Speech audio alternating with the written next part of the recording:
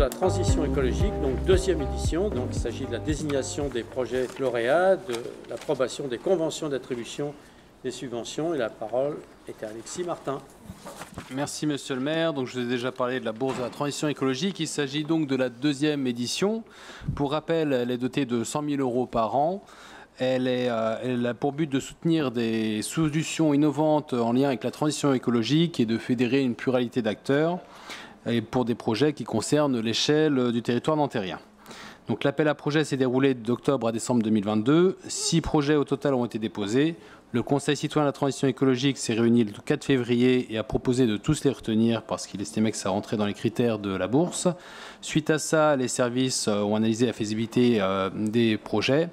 Et lors de l'édition du CCTE du 22 avril 2023, 3 projets ont été soumis au vote et ont donc été retenus, puisque les 3 autres ne rentraient pas dans les critères de viabilité économique ou de réalisation technique.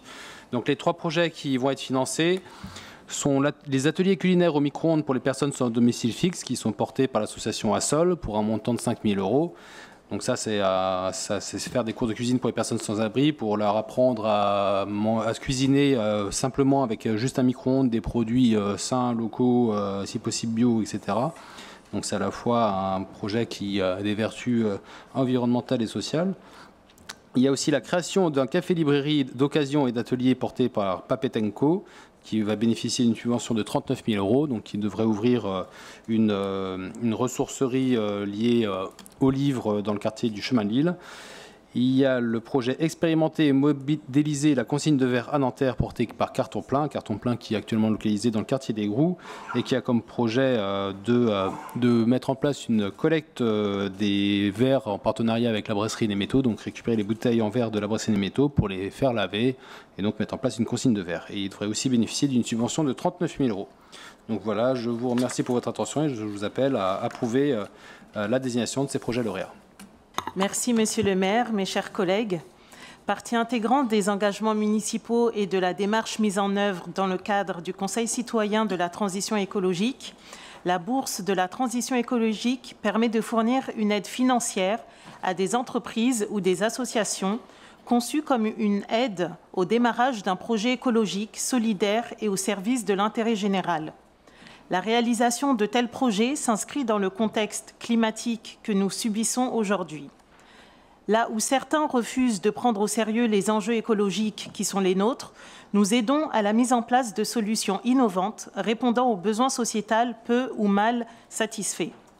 Par l'intermédiaire de cette bourse, ce sont des projets d'envergure qui peuvent aller au-delà de la dimension écologique en apportant une dimension sociale d'entraide. C'est le cas avec le projet de l'atelier culinaire au micro-ondes pour les personnes sans domicile fixe, qui va chercher à aider les personnes précaires ou dans la rue à avoir une alimentation saine et équilibrée à partir de plats réchauffés au micro-ondes, qui est souvent le seul outil dans les foyers d'accueil offrant la possibilité de manger un plat chaud, nourrissant et sain. Les projets proposés permettent de nous interroger sur les changements de consommation qui se sont opérés avec le temps. En effet, pendant des décennies, le marchand de lait passait dans les habitations pour récupérer les bouteilles vides qui seront ensuite nettoyées et réutilisées lors de la distribution suivante. En lien avec la brasserie Nemetto, l'entreprise Copanam et la station de lavage locale Aquaris, le projet de réintroduire des consignes en verre vise à remettre en place un circuit logistique local entre producteurs, distributeurs et consommateurs afin de sortir de l'habitude de consommation des produits à emballage unique et au recyclage systématique du verre qui produit massivement des gaz à effet de serre.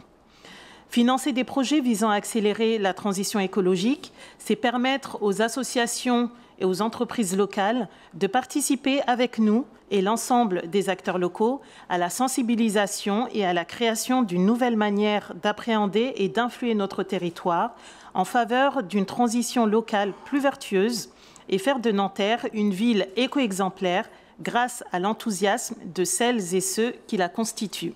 Je vous remercie.